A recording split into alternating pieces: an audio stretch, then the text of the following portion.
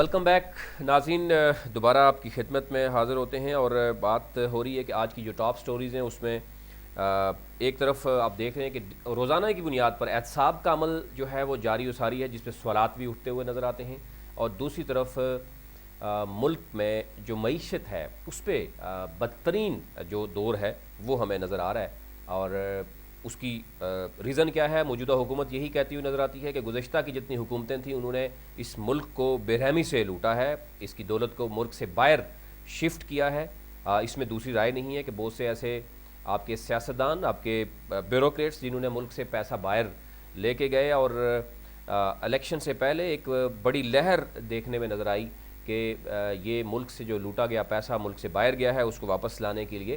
کوشش جاری تھی اور جاری رہے گی۔ اور اب ہمیں مایوسی بھی نظر آتی ہے تحریک انصاف کی حکومت کی طرف سے۔ وزیر خزانہ اسد عمر صاحب کچھ معاملات میں ہمیں خاموش نظر آتے ہیں، اور وہ دو تین جگہ پہ انہوں نے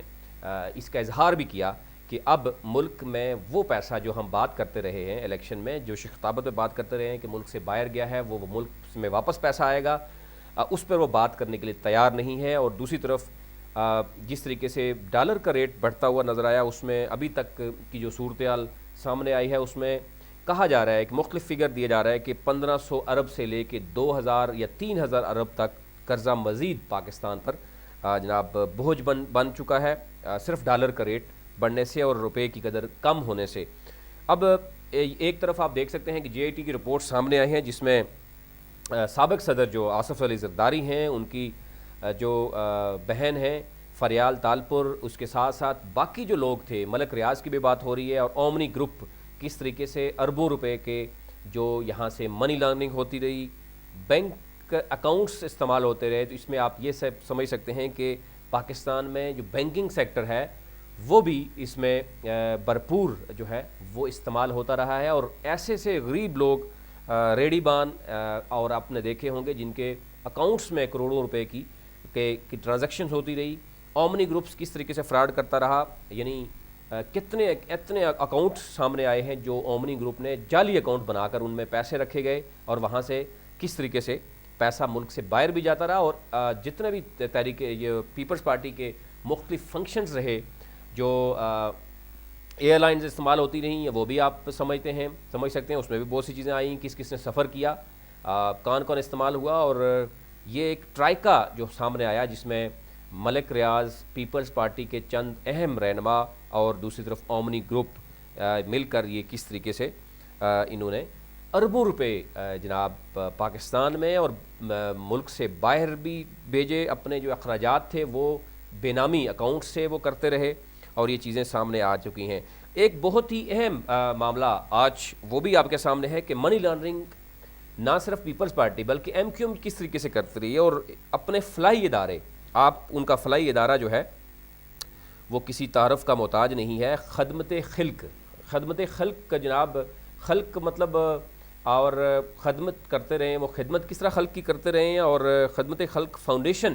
نے جناب 3.5 ارب کی ان کی جو جائیدادیں ہیں، اور 29 جائیدادیں ان کی ضبط کر لی گئی ہیں۔ وہ کس طریقے سے جناب ملک سے باہر پیسہ کیسے جاتا رہا، اور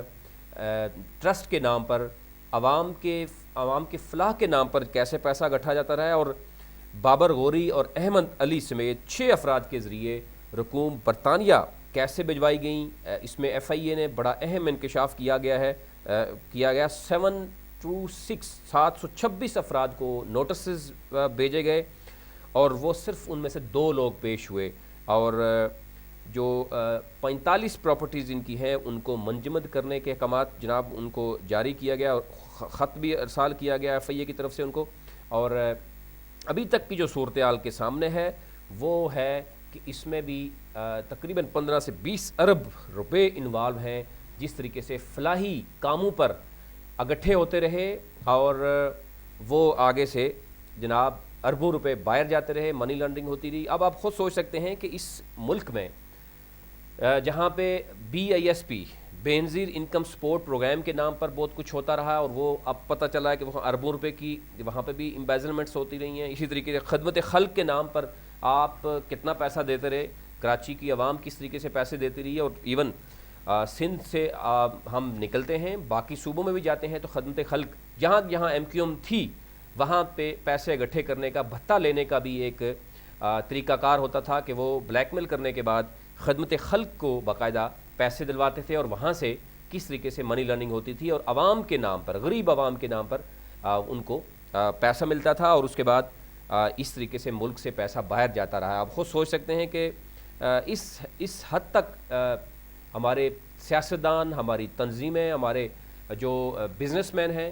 وہ پاکستان میں گزشتہ کئی دہائیوں سے اس طریقے سے ورکنگ کرتے رہے، اور فائنلی اب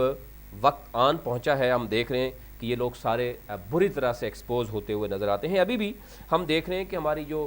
ایف آئی اے ہے، جو ہماری سائبر کرائم ونگ ہے، ان سے جب ہماری گفتگو ہوتی ہے تو ان کا بھی کہنا یہ کہ ان کے پاس جو ٹیکنالوجی ہے وہ نہیں ہے، اور ٹیکنالوجی نہ ہونے کی وجہ سے جو کرائم کرنے والے ہیں ان کے پاس ٹیکنالوجی موجود ہوتی ہے، جس کی وجہ سے وہ فائدہ اٹھا لیتے ہیں، اور ٹیکنالوجی نہ ہونے کی وجہ سے اور میکسیمم کمپلینٹس کی وجہ سے سائبر جو کرائم کا جو ونگ ہے ایف آئی اے کا ہے اور باقی اداروں کے پاس ہے، وہ اچھے طریقے سے کام نہیں کر پاتے۔ اور جب جے آئی ٹی بنتی ہے، جب ایک معاملہ بہت جس کو ہائپ دی جاتی ہے، اس کے بعد جب تحقیقات ہوتی ہیں تو یہ سامنے آ جاتی ہیں، اور اس طرح کے ہزاروں کیسز موجود ہیں، ہزاروں اس طرح کی جو جس طریقے سے پراپرٹیز میں ظلم ہوتا رہا ہے، غریب لوگوں کے ساتھ فراڈ ہوتے رہے ہیں، ہزاروں کیسز اس طرح کے موجود ہیں، پراپرٹی کے نام پہ بہت سے کیسز موجود ہیں۔ آلدو حکومت اور سپریم کورٹ یہ کہتی ہوئی نظر آتی ہے کہ ان کیسز کو بہت جلد جو ہے وہ نمٹایا جائے گا، اور کوشش کی جا رہی ہے کہ عوام کو ریلیف ملے، لیکن جس طریقے سے ہم دیکھ رہے ہیں کہ دن بدن نئے نئے کیسز سامنے آتے ہیں، اور ایسا لگتا ہے کہ گزشتہ جو 20-25 سالوں سے یہ مافیا جو ہے وہ نہ صرف پولیٹیکل پارٹیز میں بلکہ این جی او کی شیپ میں، ٹرسٹ کی شیپ میں اور باقی اداروں کے شیپ میں بھی آپ کو نظر آئے گا۔ اس کا دائرہ کار ابھی کہا جا رہا ہے کہ وسیع کر دیا گیا ہے، اور مزید تحقیقات ابھی تک جاری ہیں۔ ابھی تک وہی چیزیں سامنے آ رہی ہیں جو جے آئی ٹی کی رپورٹس کی شکل میں، یا ایف آئی اے جب تحقیقات مکمل کرتا ہے اور اس کے بعد اس کو کچھ نظر آتا ہے تو اس کے بعد آتی ہیں۔ بہت سے ایسے کیسز موجود ہیں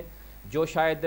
مین پاور کم ہونے کی وجہ سے بہت سے اداروں میں موجود ہے، لیکن ان پہ کچھ کام نہیں ہو پا رہا، کیونکہ آپ جس بھی ادارے میں آپ نظر رکھیں، جس بھی آرگنائزیشن پہ آپ نظر رکھیں، گزشتہ 20-25 سالوں کا ان کو صرف بجٹ آپ چیک کریں، اربوں روپے کا بجٹ جو ہے وہ لگایا گیا ہے، لیکن عام پبلک تک اس کا ریلیف نہیں ملا، اور اس کا مطلب صاف ظاہر ہے کہ وہ اربوں روپے کے جو ہے وہ کرپشن کی نظر ہوئے، وہ ملک سے باہر گئے، اور جس طریقے سے آج ملک کی جو صورتحال ہے، معاشی صورتحال، وہ آپ کے سامنے ہے، ان پہ بات کرنا وہ بھی چیزیں سامنے آ رہی ہیں۔ فیصل وابڈا صاحب نے کہا جی کہ پیپلز پارٹی اور نون لیگ جو ہے وہ ڈیم کے خلاف ہے، اور ہم ڈیم کے خلاف سازش جو ہے وہ نہیں ہونے دیں گے۔ اس میں اب کس حد تک اپنا صداقت ہے، اور آلدو کے ایک بڑی بھرپور کمپین چل رہی ہے۔ ہم نے دیکھا کہ جب سے چیف جسٹس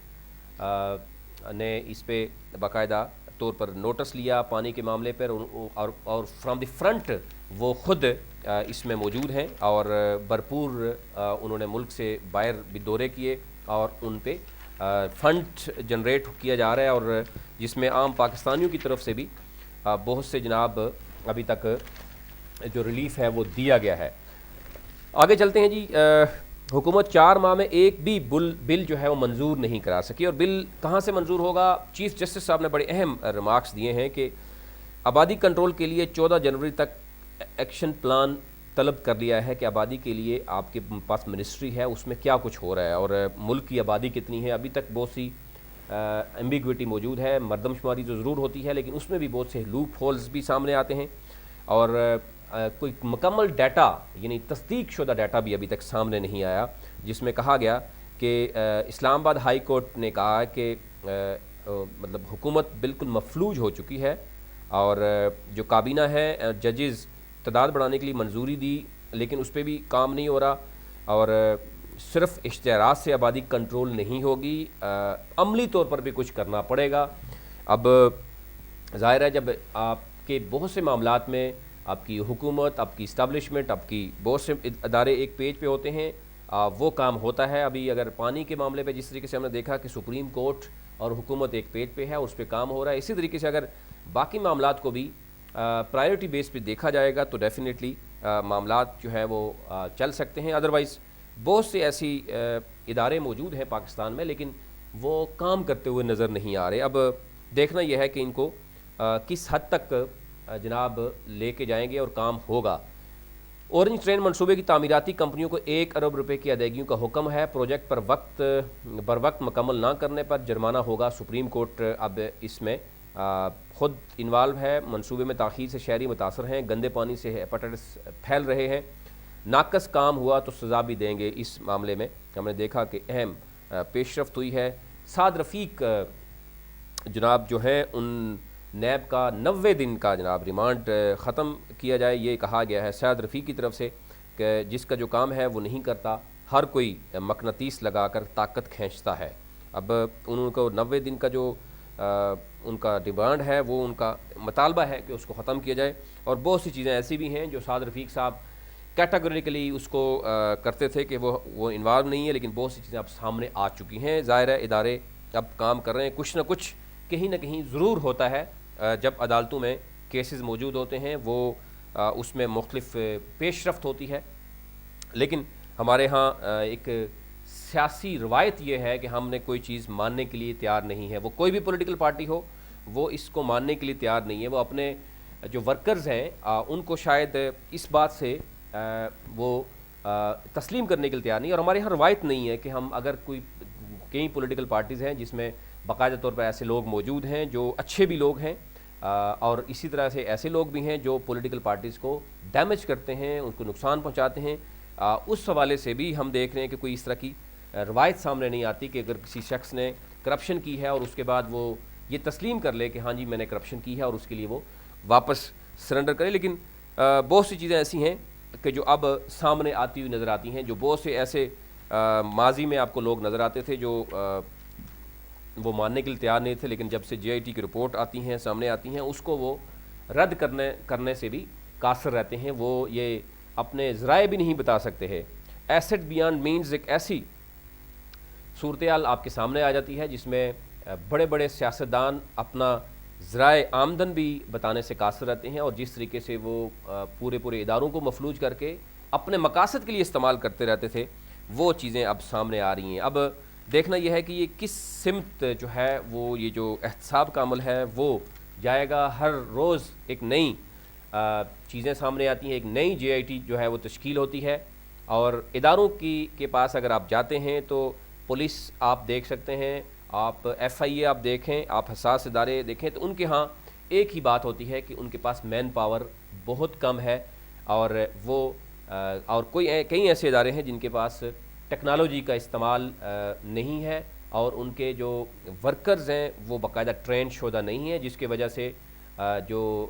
دن بدن ہم دیکھ رہے ہیں کہ ٹیکنالوجی جو لیٹسٹ ٹیکنالوجی استعمال کرنے والے لوگ ہیں وہ فراڈ کرنے میں کامیاب ہو رہے ہیں. اور اسی طریقے سے آپ بینکنگ سیکٹر میں دیکھ لیں, ہیکرز کس طریقے سے سسٹم کو ہیک کر لیتے ہیں اور اس کے بعد آپ کے اکاؤنٹ سے پیسے جناب نکالے جاتے ہیں. لیکن پاکستان میں ابھی تک کیونکہ ہم ابھی لکیر کے فقیر ہی نظر آتے ہیں, ہم چیزوں کے پیچھے جو ہے وہ گھومنے والے ہیں, ان کو فالو کرنے والے ہیں. ہمارے ہاں خود کوئی کاؤنٹر جو ہے وہ چیز ابھی تک سامنے نہیں آئی. آج تک کے لیے اتنا ہی. آج کی جتنی بھی چیزیں تھیں وہ میں نے ساری آپ کے سامنے رکھیں کہ ابھی تک بڑی اہم ریمارکس سپریم کورٹ کی طرف سے بھی آئے کہ ایک تو 4 ماہ ہو چکے ہیں, حکومت ابھی تک کوئی ایک بل بھی منظور نہیں کروا سکی, اور حکومت کو کہاں سے ٹینشن ہے وہ آپ بھی جانتے ہیں. پنجاب میں کیا پوزیشن ہے حکومت کی, وفاق میں کیا حکومت کی پوزیشن ہے, یہ چیزیں ساری آپ کے سامنے ہیں. اور اوورال جو آج کی ٹاپ سٹوریز تھی وہ میں نے آپ کے سامنے رکھی کہ سانحہ ماڈل ٹاؤن کی انکوائری کے لیے جے آئی ٹی جو بنی ہے, تشکیل دی گئی ہے, اور یہ بہت اہم کیس تھا. اسی کے ساتھ ساتھ 18ویں ترمیم پہ جو سوال اٹھے کہ وہ بغیر بحث کے کیسے منظور ہوئی, اس کے بعد اداروں کو کیسے مفلوج کیا گیا, اداروں کو ہر صوبے میں الگ الگ کس طریقے سے ان سیاسی مقاصد کے لیے اداروں کو استعمال کیا گیا. اور ابھی بھی بہت سے ایسے ادارے ہیں جو صوبوں سے یعنی صوبوں میں مکمل ان کی خود مختاری ہے, اور اس صوبے کی حد تک اس سیاسی پارٹی جو صوبے میں حکومت کرتی رہی ہے وہ ان اداروں کو کس طریقے سے ان کو مفلوج کرتے رہی ہیں. اور آج آپ جو 21-22 کروڑ عوام ہے وہ وہاں پہ نقصان اٹھاتے ہوئے نظر آتے ہیں, اور معیشت کی جو صورتحال ہے وہ بھی آپ کے سامنے ہے.